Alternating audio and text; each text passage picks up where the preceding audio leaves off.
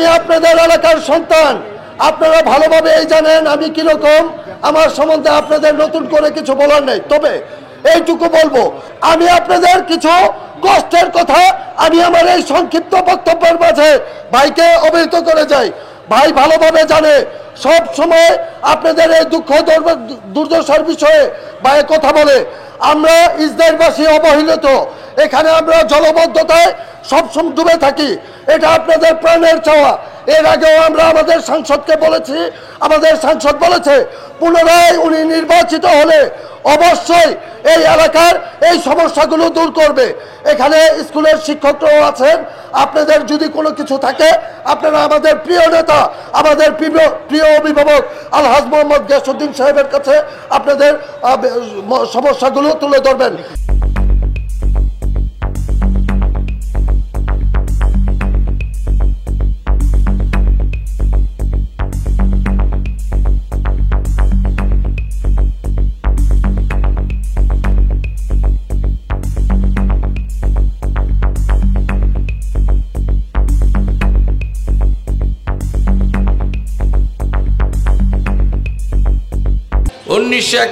সালে আমরা মহান মুক্তিযুদ্ধ করেছি, অনেক ত্যাগের বিনিময়ে আমরা দেশ স্বাধীন করেছি। লক্ষ্য উদ্দেশ্য ছিল গণতান্ত্রিক এক বাংলাদেশ গড়ে তোলা। আবার ফ্যাসিস্ট শেখ হাসিনার বিরুদ্ধে আমরা এত ত্যাগ এত রক্ত দিয়েছি এই জন্য যে আমরা শেখ হাসিনা যে তিনটি নির্বাচনে 2014, 2018, 2024 সালে জনগণের ভোট প্রয়োগের ক্ষমতা জনগণ থেকে ছিনিয়ে নিয়েছিল, জনগণকে ভোট দিয়ে তাদের পছন্দের নেতা নির্বাচিত করতে দেয় নাই। আমাদের এই আসনে যিনি তিনবার এমপি হয়েছেন একবারও জনগণের ভোটে নির্বাচিত হয়নি। নিজের ভোট নিজে দিয়েছেন, সরকারি প্রশাসন যন্ত্রকে ব্যবহার করে এমপি হিসাবে ডিক্লেয়ার করেছেন, অবৈধভাবে এখানে ক্ষমতা দখল করেছিল। ঠিক। আর এই নারায়ণগঞ্জকে ধ্বংসের এক দ্বার প্রান্তে নিয়ে গেছে। লুটপাট কাকে বলে, চুরি ডাকাতি কাকে বলে, সবকিছু আপনারা জানেন। এখনো ষড়যন্ত্র করছে।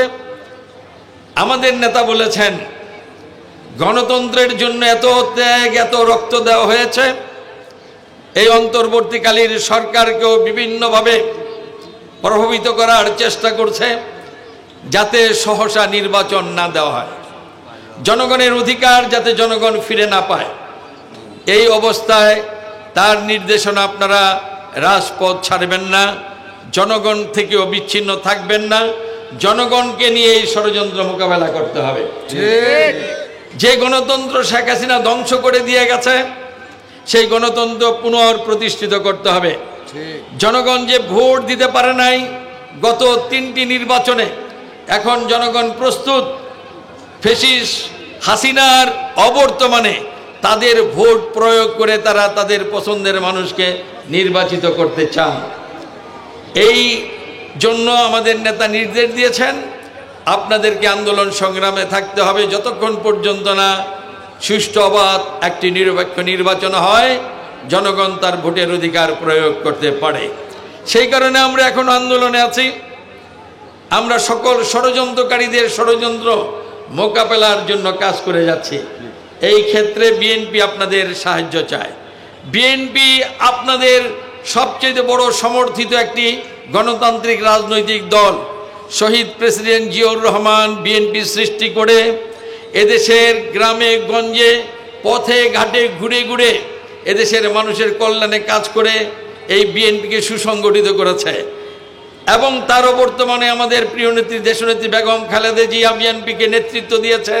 এদেশের অগণিত মানুষ বিএনপির এই নেত্রীর প্রতি আস্থা বিশ্বাস রেখে বিএনপিকে সমৃদ্ধশালী করেছে, যার কারণে আজকে বিএনপি সবচেয়ে বড় দল।